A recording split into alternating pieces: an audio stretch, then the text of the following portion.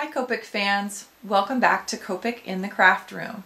My name's Michelle and today we're going to be looking at coloring eyes, and I'm going to give you some tips and tricks that I've learned through the years about coloring eyes and how to shade in those irises, and I hope that helps. There's a lot of ways to do it, so grab a few markers that are your favorite color combination for those eyes and come join me.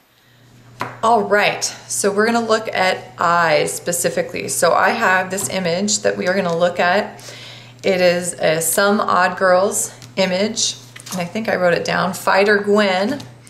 And I've got her all colored except for the irises of her eyes. So I will try to remember to post a list of colors I used on this image if you're curious. The pattern on her scarf I actually did myself with opaque white and a multi-liner, so if you're looking at the image and it's like, wait, she had something on there, it's because I added that myself. But we're going to specifically look at her eyes.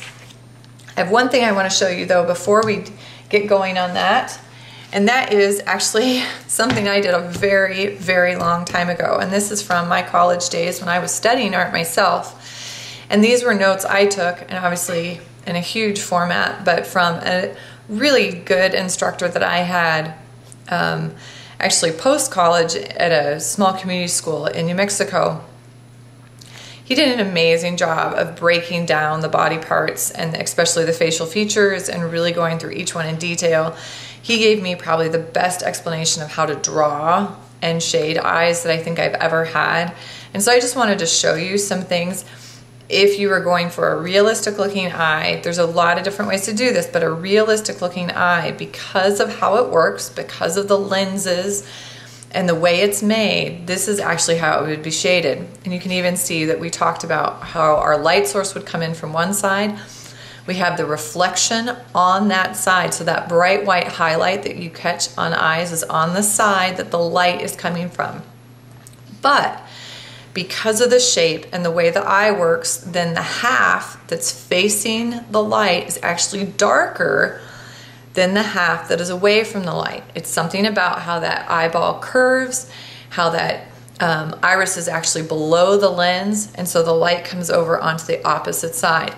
Again, this is for realistic coloring and shading, and this was on real people when we were doing this. Again, this is a second one.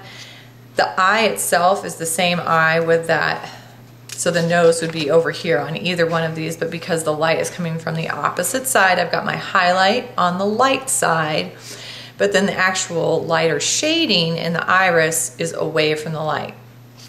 So a lot of times I kind of think about that when I'm coloring an image, but that doesn't mean you have to, and I'll show you real quickly two ways to do it. I'm going to show you the way I like to do it, but I'm going to show you a real simple version and a different way to think about it on an uncolored image. So we'll zoom in and get going. I'm going to keep her eyes blue, and I'm going to start with my lightest shade. I'm not going to worry about a highlight. I will add that later with opaque white, but I'm going to start with a B41 and color in the entire iris.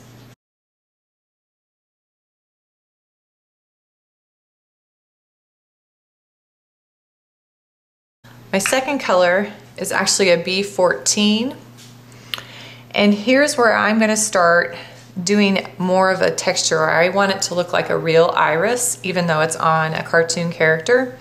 My light is coming in from this right hand side. I've shaded her, you can kind of see on her arm, on her shirt, hopefully a little bit on her hair, that light is coming in from this right side. So what I'm going to do is I'm going to start from the outer edge of the iris and do small lines, and with this second color it's going to go all the way around.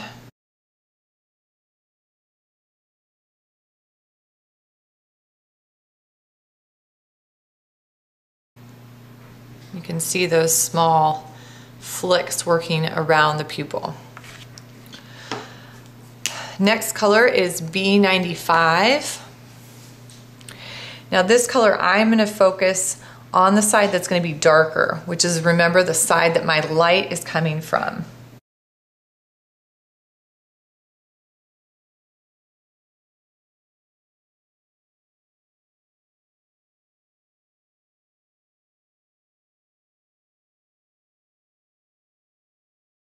So I included some of that B95 on both sides, but much further apart on the side that's going to catch the light, and closer together and denser on the side that it's hitting or coming in through.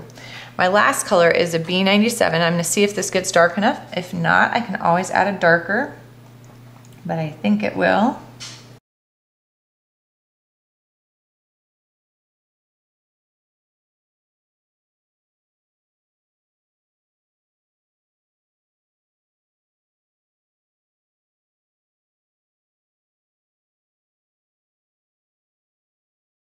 So I've darkened up, for me, the side that the light's coming from, kept it really light on the side it's away from.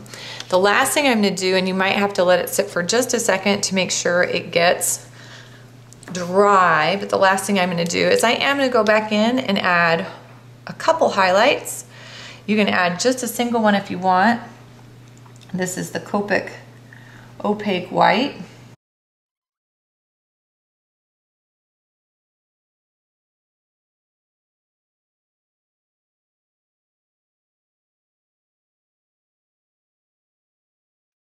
And there you have it. There is one way to do eyes. It has a lot more detail to it, but sometimes, in particular, when the eyes are this large, you have space to play with. And I think sometimes it's really fun to add some detail.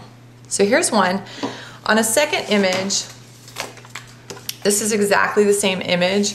Obviously, I haven't colored her yet, but I wanted to show you a really simple, quick way to do eyes. I'm gonna use the same colors, but what I'm gonna think about is the fact that she's got an eyelid, a heavy eyelid up above, and that might create some shadow on her iris. So I'm going to start with my same light shade of B41 and fill these in. This time I am going to try to work a little faster because I'm going to do some blending.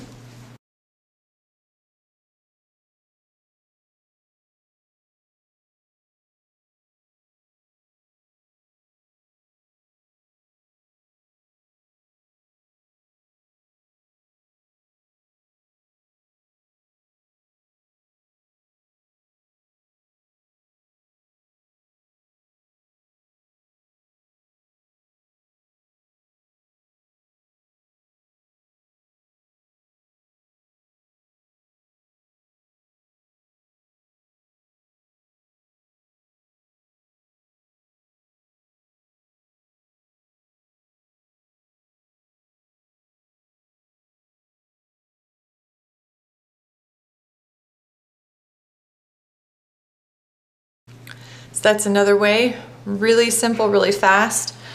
But I hope the next time you have an image that has a little more space to play with, you do some experimenting, add more than one color, add some shading. Here's two fun, easy ways to do it. Thanks for joining me today. Hope you have some fun coloring.